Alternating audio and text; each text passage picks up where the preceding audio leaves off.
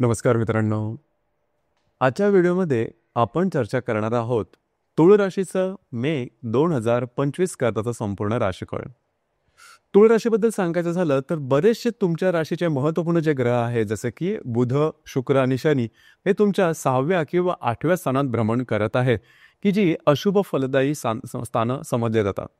परंतु आता या महिन्यात सुद्धा गेल्या 2-3 महिन्यासारखेच अनुभव येणार आहेत का? कारण गेल्या 2-3 महिन्यामध्ये तुम्ही आरोग्याच्या संदर्भातले त्रास अनुभवलेले असतील. खास करून जर तुम्ही कुठलं कामकाज करत असाल तर त्या ठिकाणी बरीचशी तुमची मेहनत होते आहे, परंतु त्याला अपेक्षित असं यश मिळत नाही. तसं पाहिलं तर तुमची जी रास आहे ही मेहनत करण्यामध्ये खूप चांगली मानली जाते. बौद्धिक क्षमता सुद्धा अतिशय चांगली आहे, परंतु अपेक्षित असे रिझल्ट्स मिळत नाही. त्याच्यामुळे थोडंसं नैराश्य आलेलं आहे. तर या महिन्यामध्ये म्हणजे मे महिन्यामध्ये सुद्धा परिस्थिती अशी असेल का? बिलकुल नाही. कारण या महिन्यामध्ये 3 जे मोठे ग्रह आहेत हे राशांतर करणार आहे, जसं की राहू, केतू आणि गुरु. पैकी राहू केतू जे की तुमच्या षष्ठ आणि व्यय स्थानांमध्ये भ्रमण करत होते ते तुमच्या पंचम आणि लाभ स्थानात येणार आहे. सगळ्यात महत्त्वपूर्ण जो बदल आहे तो म्हणजे गुरु.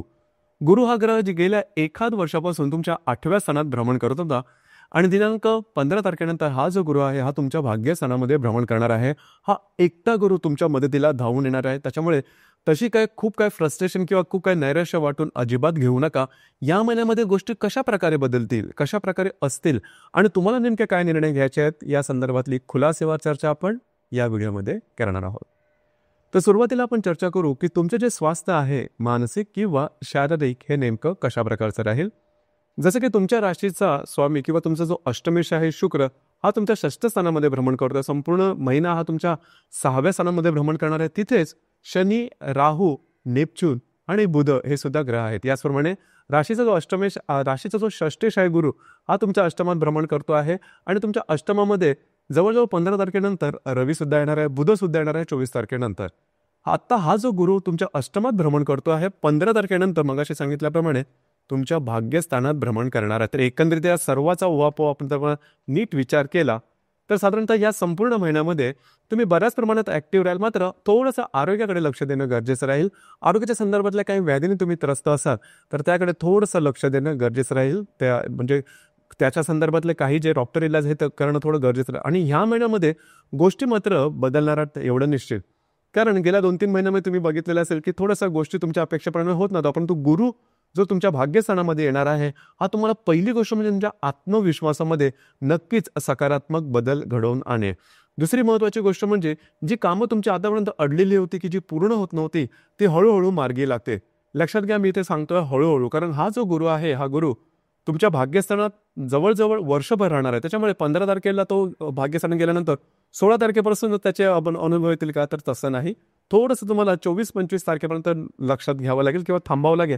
त्यानंतर हळूहळू ज्या गोष्टी आहेत त्या बदलतील आणि त्याचे जे प्रभाव आहेत ते तुम्हाला निश्चित जाणून येतील. परंतु गुरु जो भाग्यस्थानात भ्रमण करणार आहे लक्षात घ्या, तुमच्यासाठी अतिशय महत्त्वपूर्ण आणि शुभ फलदायी अशी गोष्ट आहे. अर्थात गुरुचं जे वर्षभर त्याचे जे फळं असतील हे नेमके कशा प्रकारचे असेल किंवा राहू केतूची सुद्धा कशा प्रकारचे असेल या संदर्भात आपण स्वतंत्र असे व्हिडिओ अपलोड करणार आहोत. ते तुम्ही जरूर बघा आणि त्यानुसार तुम्हाला त्याचे अनुभव सुद्धा येतील किंवा तुम्हाला ते निर्णय घेणं सोपं होऊन जाईल.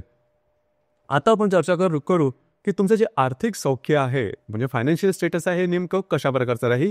जसं की तुमच्या राशीचा जो धनेश आहे मंगळ जो की तुमच्या दशम स्थानामध्ये भ्रमण करतो आहे. राशीचा जो पंचमेश आहे शनी हा तुमच्या षष्ठ स्थानामध्ये भ्रमण करत आहे. याचप्रमाणे राशीचा जो अष्टमेश आहे शुक्र हा परत षष्ठ स्थानात भ्रमण करत आहे आणि राशीचा जो लाभेश आहे रवी हा तुमच्या सप्तमातून तुमच्या अष्टम स्थानात भ्रमण करणार. एकंदरीत सांगायचं झालं तर या संपूर्ण महिन्यामध्ये आर्थिक संदर्भात तसा काय फारसा काही त्रास होणार नाही. काळजी करू नका. म्हणजे तुमचे जे अपेक्षित जे इन्कम आहे ते तुम्हाला मिळेल. तशी त्या संदर्भात फार मोठी काय टेन्शन घेण्याची गरज नाही आहे. मात्र जर तुम्ही शेअर मार्केटमध्ये ट्रेड करता थोडीशी काळजी घ्या. लॉंग टर्ममध्ये इन्व्हेस्टमेंट करा आणि नीट विचारपूर्वक करा. आणि जर का तुम्हाला करायचीच झाली इन्व्हेस्टमेंट शॉर्ट टर्ममध्ये किंवा काय तर साधारण 24-25 तारखेनंतर जर का तुम्ही त्या संदर्भात विचार केला तर ते बऱ्याच प्रमाणात व्यवस्थित होईल. परंतु त्याच्या आधी लगेच कुठलीही मोठी रिस्क घेऊ नका. कारण जसं मी मगाशी सांगितलं की बरेचसे ग्रह तुमच्या थोडेसे विरोधात आहेत. यानंतर ग्रहसौख्याबद्दल थोडा विचार करू. ग्रहसौख्याबद्दल सांगायचं झालं तर राशीचा जो चतुर्थेश आहे शनी जो की तुमच्या षष्ठ स्थानामध्ये भ्रमण करत आहे. तुमच्या घरातले जे मोठ्या व्यक्ती आहे त्यांच्या आरोग्याकडे लक्ष द्या. त्यांच्या आरोग्याच्या संदर्भातले काही त्रास डोकं वर काढू शकतील. वास्तूच्या संदर्भातली महत्त्वपूर्ण कामं लगेच हाती घेऊ नका. 24-25 तारखेनंतर किंवा साधारण जून महिन्यामध्ये तुम्ही हाती घेऊ शकता. ज्याचप्रमाणे लव्ह लाईफबद्दल सांगायचं झालं तर पंचमे षष्ठात भ्रमण करत आहे आणि तुमच्या पंचम स्थानावरती मंगळाची 8वी दृष्टी सुद्धा आहे. याचा अर्थ असा की जर का तुम्ही कोणाच्या रिलेशनशिपमध्ये असाल तर तिथे छोट्या मोठ्या कारणामुळे वादविवाद होणं, तू मैमे होणं, चहाच्या कपातले वादळं अशा काही गोष्टी होऊ शकतील. त्या ठिकाणी थोडंसं लक्ष देणं गरजेचं आहे. गोष्टी टोकाच्या नेऊ नका कारण ग्रह तेवढे तुमच्या साथीला येणारे नाहीये, तर त्या संदर्भात काळजी घ्या. ज्या गर्भवती महिला आहेत त्यांनी स्वतःच्या आरोग्याकडे लक्ष द्या. आरोग्याच्या संदर्भातले त्रास जर का होत असेल तर डॉक्टर इलाज वगैरे करणं गरजेचं राहील. आणि जे विद्यार्थी वर्ग आहे त्याच्यासाठी हा संपूर्ण महिना अतिशय व्यवस्थित राहणार आहे, उत्तम राहणार आहे. तुमच्या अपेक्षेप्रमाणे गोष्टी होऊ शकतील. यानंतर वैवाहिक जीवनाबद्दल सांगायचं झालं तर तुमच्या राशीकरता सगळ्यात महत्त्वपूर्ण ग्रह जो आहे वैवाहिक जीवनाचा कारक तो आहे मंगळ, जो की तुमच्या दशम स्थानामध्ये भ्रमण करताय. तर साधारणतः विवाहित असाल तर वैवाहिक जोडीदाराच्या नातेसंबंध व्यवस्थित राहतील, त्याची काळजी करू नका. मात्र तुम्हाला स्वतःच्या थोडंसं भावभावनातील नियंत्रण ठेवणं गरजेचं आहे. याचप्रमाणे वैवाहिक जोडीदाराच्या आरोग्याकडे थोडंसं लक्ष द्या. मात्र तुमच्यामधलं जे इंटरॅक्शन असेल ते बऱ्याच प्रमाणात व्यवस्थित असेल, त्या संदर्भात मोठे काही त्रास होणार नाही. सगळ्यात महत्त्वाचं आहे ते म्हणजे तुमचं कार्यक्षेत्र किंवा करिअर. जसं मी सुरुवातीला सांगितलं की गेले 3-4 महिने तुम्ही मेहनत तर भरपूर करत आहात, पण त्याचे अपेक्षित असे रिझल्ट्स मिळत नाही आहेत आणि त्यामुळे थोडंसं फ्रस्ट्रेशन वाढत आहे. आणि ते असतंच की समजा तुम्ही काही काम करत असाल तर त्याची अपेक्षा असते आणि अपेक्षा पूर्ण झाली नाही तर नैराश्य थोडंसं येतं. काळजी करू नका. या महिन्याच्या साधारणतः 22-24 तारखेनंतर गोष्टी तुमच्या अपेक्षेप्रमाणे व्हायला सुरुवात होईल, पण त्यासाठी थोडंसं पेशन्स राखणं गरजेचं राहील. लक्षात घ्या गेल्या 2-3 महिन्यामध्ये जे काही तुम्ही प्रयत्न केलेले असतील त्याचे आउटपुट तुम्हाला या महिन्याच्या साधारण 24-25 तारखेनंतर निश्चित मिळतील. थोडंसं पेशन्स दाखवा आणि नंतर येणारं जे संपूर्ण वर्ष ते बरंचसं चांगलं असणार आहे. फक्त आणि फक्त गेल्या 3-4 महिन्याच्या अनुभवावरून पुढच्या येणाऱ्या कालावधीचा अंदाज लावू नका. गोष्टी तुमच्यासाठी निश्चित बदलणार आहेत आणि ते सकारात्मकतेने बदलतील. यानंतर आपण चर्चा करू की ग्रहयोग त्याचे प्रभाव परिणाम नेमके कशा प्रकारचे असेल. जसं की दिनांक 2 तारखेला शुक्र आणि नेपच्यूनची युती तुमच्या 6व्या स्थानात होणार आहे. ही युती अतिशय महत्त्वपूर्ण आहे, लक्षात घ्या. कारण शुक्र जो ग्रह आहे तुमच्या राशीचा स्वामी आहे. तर साधारणतः फसलं जाणं, फसवलं जाणं अशा प्रकारचे काही अनुभव येऊ शकतील. त्याचप्रमाणे जर का तुम्ही कुठल्या व्याधीने ग्रस्त असाल तर त्या संदर्भातले काही त्रास होतील किंवा अशा प्रकारचे काही शारीरिक व्याधी होतील की त्याचं रिझनिंग होणार नाही किंवा स्ट्रेस म्हणजे तापदायक अशा प्रकारचा थोडासा कालावधी आहे. शुक्र नेपच्यून ची युती आहे. या महिन्याच्या सुरुवातीला तसा कालावधी तर महत्त्वपूर्ण निर्णयापासून थोडंसं लांब राहणं गरजेचं राहील. याच्यानंतर दिनांक 17 तारखेला रवी आणि हर्षलची युती तुमच्या अष्टमात होणार आहे. ही युती थोडीशी महत्त्वपूर्ण राहील. म्हणजे लागणं, कापणं, खर्चडणं, शारीरिक दुखापतीचे प्रसंग येणं अशा प्रकारचे काही अनुभव येतील. इझी मनीच्या मागे धावू नका. जर विवाहित असाल तर तुमचे जे सिबलिंग आहे, तुमचे जे इनलॉज आहेत म्हणजे सासरकडची जी मंडळी आहेत त्यांच्याबरोबर वादविवादाचे प्रसंग निर्माण होऊ शकतील, लक्षात घ्या. थोडंसं काळजी घ्या, फ्लेक्झिबिलिटी ठेवा. याचप्रमाणे दिनांक 22 तारखेला शुक्र आणि मंगळाचा त्रिकोणी योग होणार आहे. दशमात भ्रमण करणारा मंगळ आणि षष्ठात भ्रमण करणारा शुक्र हे परस्पर त्रिकोणी योग करणार आहेत. लक्षात घ्या. जे तुमचं कार्यक्षेत्र असेल त्या संदर्भातले काही चांगले अनुभव तुम्हाला या दरम्यान निश्चित येतील. याचप्रमाणे तुमचे वरिष्ठ किंवा सहकर्मी यांच्याबरोबर सुद्धा तुमचं जे कॉपरेशन असेल ते खूप चांगलं राहील. कार्यक्षेत्राच्या संदर्भातल्या नवनवीन संधी येतील की ज्या पॉझिटिव्ह सुद्धा असू शकतील, लक्षात घ्या. कारण याच दरम्यान गुरु जो आहे तुमच्या भाग्यस्थानामध्ये सुद्धा भ्रमण करत आहे. तर साधारणतः 15-16 तारखेनंतर हळूहळू गोष्टी तुमच्या अपेक्षेप्रमाणे घडत राहतील.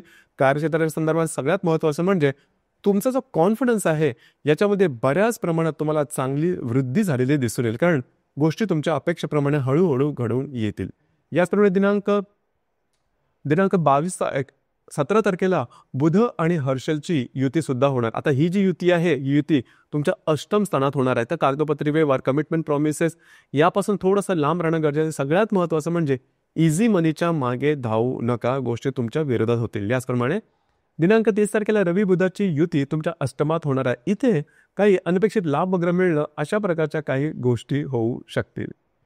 यातून या महिन्याची जी पौर्णिमा आहे बुद्ध पौर्णिमा दिनांक 12 तारखेला आणि जी अमावस्या आहे ही असणार आहे दिनांक 27 तारखेला. तर अमावस्या आणि पौर्णिमा या दरम्यान रविचंद्राचं जे आकर्षण असते पृथ्वीकडे थोडंसं जास्त असतं आणि त्यामुळे आपण थोडंसं जास्त भावनातीत होतो आणि भावनातीत होऊन घेतलेले निर्णय चुकण्याची शक्यता जास्त असते. तर या संदर्भात थोडीशी काळजी घ्या. ही गोष्ट थोडीशी महत्त्वपूर्ण राहील. बाकी जर का सांगायचं झालं तर सगळेच ग्रह जरी विरोधात असले तरी गुरु तुमच्या भाग्यस्थानामधून भ्रमण करणारे हा तुमच्यासाठी धावून येणार आहे आणि गोष्टी बऱ्याच प्रमाणात तुमच्यासाठी सकारात्मक होणार आहे. त्याच्यामुळे तशी काय काळजी करू नका. नव्या उमेदीने कामाला लागा. साधारणतः 20-22 तारखेनंतर नंतरचा जो कालावधी आहे हा तुमच्यासाठी उपयुक्त असाच असणार आहे. तर मित्रांनो, हे होतं तूळ राशीचं मे 2025 करताचं संपूर्ण राशीफळ. धन्यवाद.